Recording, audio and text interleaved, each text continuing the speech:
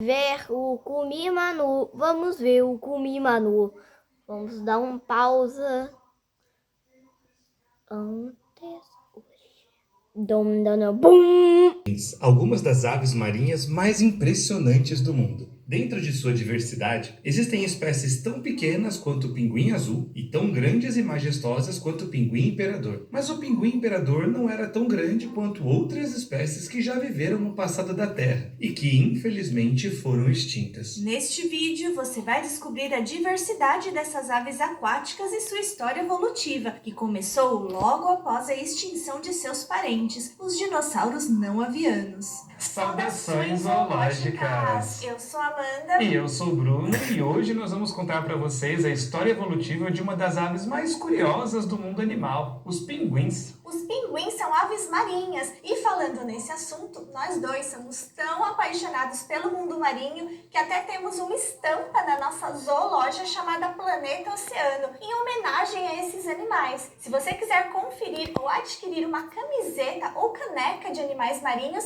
tem link para a zoologia aqui na descrição. E indo direto ao ponto, existem cerca de 20 espécies de pinguins. Todas elas vivem no hemisfério sul, com exceção de uma única espécie que vive acima da linha do Equador. Os pinguins fazem parte da família Sphenicidae, que está classificada dentro de um grupo maior, a ordem Spheniciformes. Essa ordem possui cerca de 40 gêneros fósseis conhecidos, e só dentro da família Sphenicidae são 18 gêneros fósseis que são conhecidos e apenas 6 gêneros com representantes atuais. O gênero com maior número de espécies é Eudiptes, que inclui os pinguins de crista ou penachos, que você provavelmente já deve ter visto representados em filmes, como na animação Tá Dando Onda de 2007. São 7 espécies viventes e uma espécie extinta dentro desse gênero. Eles possuem cristas amarelas, bicos e olhos vermelhos e são encontrados em ilhas subantárticas nos oceanos do sul. O padrão do penacho amarelo varia entre as espécies. Alguns exemplos são o pinguim macarone, o pinguim saltador da rocha e o pinguim real. O segundo gênero mais diverso é Spheniscus, com 4 espécies conhecidas. Uma característica comum a eles é seu bico preto, com uma faixa branca vertical, manchas na barriga e a presença de uma mancha rosada na região dos olhos. Essas espécies possuem distribuição geográfica variada. O pinguim de Humboldt ocorre na América do Sul, especialmente na costa do Peru. Já o pinguim africano, como o próprio nome sugere, ocorre na costa da África, enquanto o pinguim de Magalhães vive na América do Sul, na região da Patagônia, na Argentina e no Chile. Essa espécie eventualmente frequenta a costa brasileira, pois os indivíduos são transportados pela corrente das Malvinas. Geralmente, indivíduos de pinguim de Magalhães caem nessa corrente por engano e não conseguem mais voltar para sua região de origem. Inclusive, o pinguim de Magalhães é a espécie de pinguim que costuma estar presente nos aquários ao longo do Brasil. Eles são avistados no nosso litoral, geralmente bastante debilitados, e após uma reabilitação são encaminhados para essas instituições, pois é bastante complicado devolvê-los à natureza, já que eles dificilmente conseguiriam retornar ao seu local de origem. Se por acaso você observar algum pinguim na praia, não toque nele e entre em contato com algum órgão ambiental ou aquário da cidade em que estiver.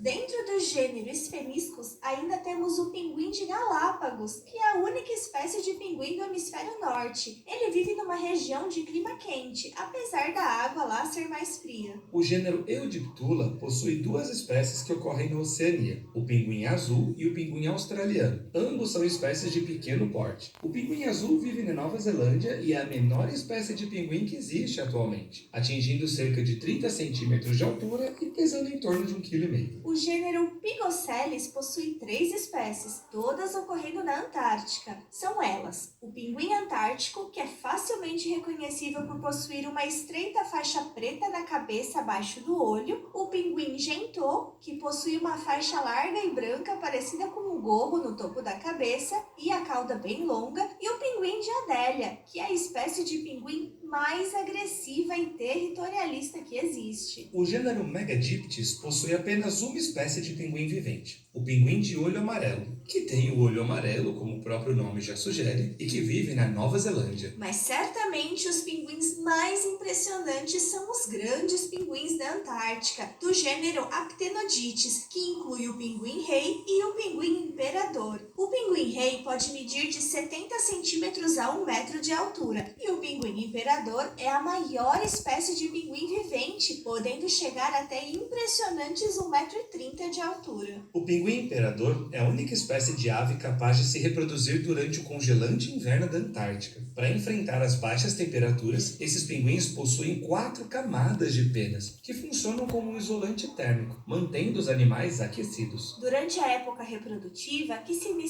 no outono, esses pinguins migram para a colônia reprodutiva, que fica no interior do continente antártico. Só para vocês terem uma ideia, eles chegam a percorrer até 150 quilômetros de trajeto até a colônia. Os pinguins possuem um estilo de vida tão único que o grupo teve que passar por uma série de modificações corporais durante a sua evolução. Os pinguins são aves que não voam e passam metade da vida em terra firme e metade no mar. Por isso, eles possuem adaptações que permitem essa vida em ambos ambientes. A adaptação mais importante da sua anatomia está relacionada às asas, que são modificadas em nadadeiras, justamente para aumentar a eficiência da locomoção na água. As asas dos pinguins têm a mesma estrutura óssea das aves voadoras, mas os ossos são mais curtos e robustos para permitir que sirvam como nadadeiras. Assim, os pinguins nadam na água como outras aves voam no ar. Inclusive, esse tipo de locomoção na água, utilizando nadadeiras peitorais alongadas, é chamado de voo subaquático. A plumagem dos pinguins é lisa, espessa e rígida, permitindo a criação de uma camada de ar aprisionado, que permite uma maior flutuabilidade na água e também funciona como isolante térmico em águas frias. Além disso, uma espessa camada de gordura também funciona como isolante térmico. Em terra, os pinguins usam suas caudas e asas para manter o equilíbrio e sua postura ereta. Os pinguins costumam deslizar de barriga na neve enquanto usam os pés para se impulsionar e orientar, um movimento chamado de tobogã, que economiza energia enquanto eles se movem rapidamente. Eles também saltam com os 2 pés juntos se quiserem se mover mais rapidamente ou atravessar terrenos íngremes e rochosos. E voltando às adaptações para a vida na água, além de possuírem asas modificadas em nadadeiras, os pinguins são bastante hidrodinâmicos, possuindo um corpo fusiforme em forma de torpedo, com pescoço, penas e cauda muito curtos e membranas entre os dedos do pé, que facilitam o nado. Seus ossos são densos, sólidos e não pneumáticos, diferente das aves que voam, e suas narinas têm formato de fenda. Eles também possuem glândulas de sal bem desenvolvidas na região dos olhos, que os auxiliam a eliminar o excesso de sal no corpo. Mas uma das adaptações mais interessantes é a sua coloração, que funciona como um mecanismo de contra-iluminação, um tipo de camuflagem na água.